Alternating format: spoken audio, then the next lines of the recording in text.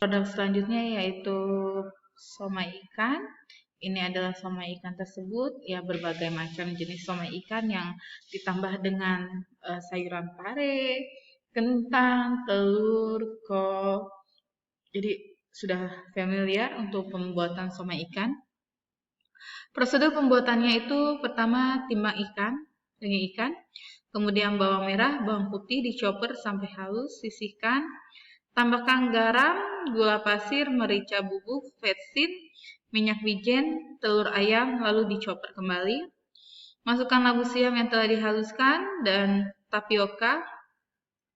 Aduk sampai rata, kemudian adonan diisi bagi beberapa jenis, ada yang ditambah dengan tahu, kentang rebus, pare, kol dengan telur. Caranya kalau tahu dipotong segitiga, mentah goreng sebentar, kemudian dimasukkan adonan somai tersebut ke dalam potongan segitiga tersebut, kemudian kentang rebus setengah matang, kemudian dikupas, dibelah menjadi dua, kemudian ditambahkan kentang dengan adonan somai ikan tersebut.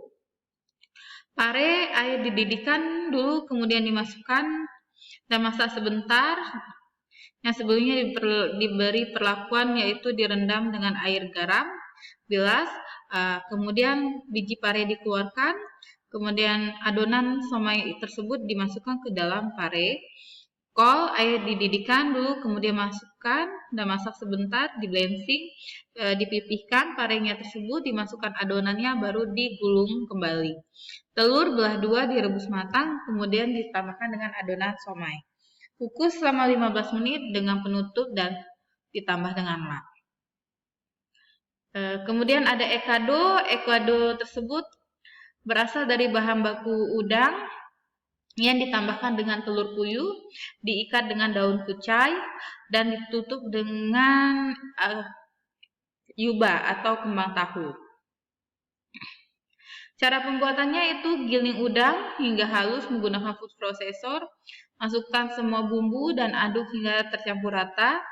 Ambil 1 lembar potong kulit tahu atau yuba, isi dengan 1 sendok makan adonan, ratakan, letakkan telur puyuh di tengahnya, satukan hingga membentuk bulat, ikat dengan benang kasur atau daun kucai.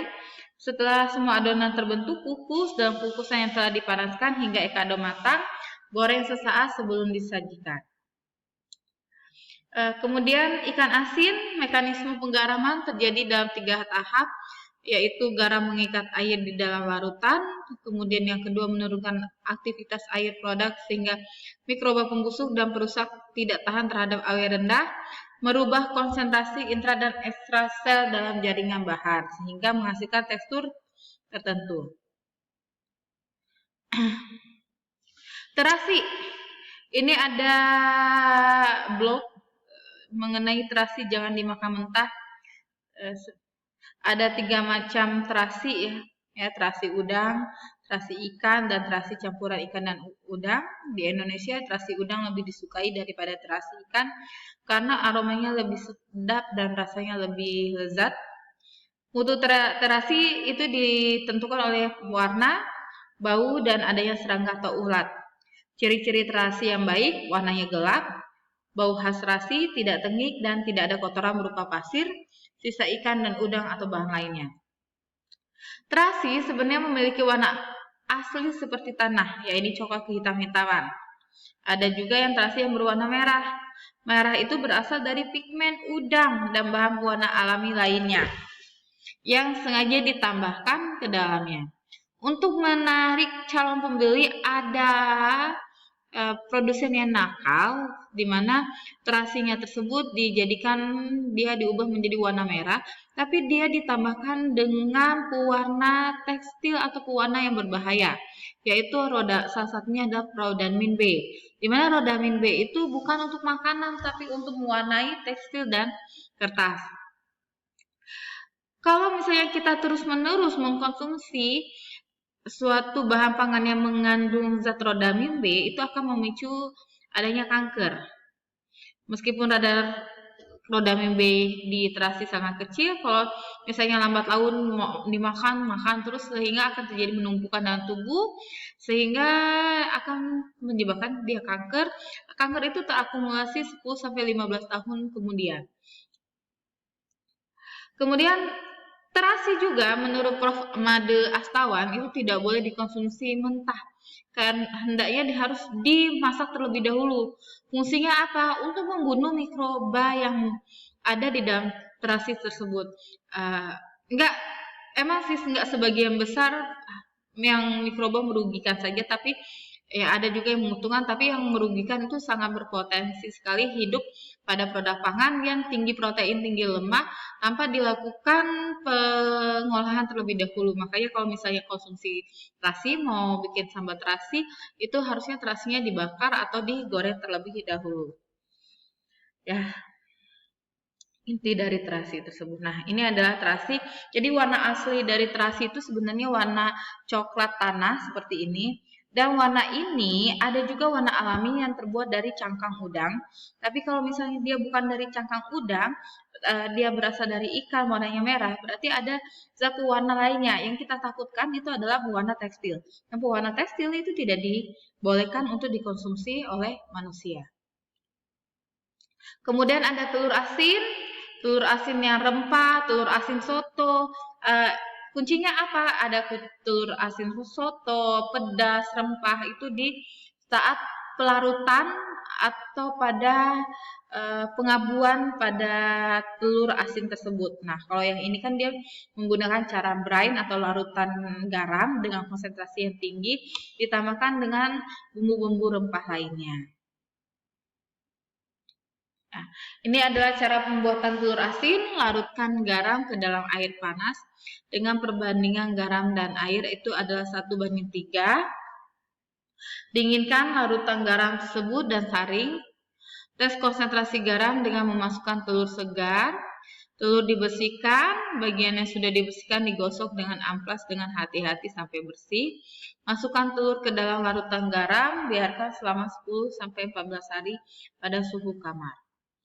Ini adalah lamanya penyimpanan daging. Apabila daging sapi bahan steak, sirloin, itu dia kalau di tempat dingin dia awet 1 sampai 2 bulan. Kalau dia beku dia 4 sampai 6 bulan. Untuk daging sapi untuk soto dan jamur sama, tapi kalau yang dibeku dia 3 sampai 4 bulan. Sosis di mana daging yang sudah dilakukan pengolahan itu 1 sampai 2 bulan, kemudian yang dibekukan juga sama. Ya. Sama yang daging segar juga, daging sapi muda, bahan steak, hati, limpa didinginkan dia 1 sampai 2 bulan, sedangkan dibekukan 4 sampai 8 bulan rata-rata. Untuk yang sudah diolah, semur daging, kemudian rendang, sop daging, saus daging spaghetti, daging goreng itu hanya kisaran 1 sampai 2 hari. Kalau dibekukan dia agak cukup lama. Ya sampai berbulan-bulan bisa. Penyimpanan ayam, kalau ayam segar kalau kurang dari 6 jam itu baiknya langsung diolah. Kalau misalnya dia lemari pendingin, dia akan tahan selama 1 hari. Nah, yang bagusnya itu adalah di freezer. Kalau di freezer dia akan tahan dalam 1 minggu. Lebih dari 1 minggu standar mutu atau kualitas mutunya akan menurun. Ini ada pengompokan bahan atau produk pangan berdasarkan suhu pendinginan. Pada suhu freezer ya minus 1 sampai 1 itu cocoknya untuk sosis, daging giling, daging asap. 0 sampai 5 derajat daging kaleng pasteurisasi dan 0 sampai 8 derajat daging ikan olahan, daging kuning mentah dan olahan. Ini adalah jenis-jenis penyimpanan dan suhu penyimpanannya.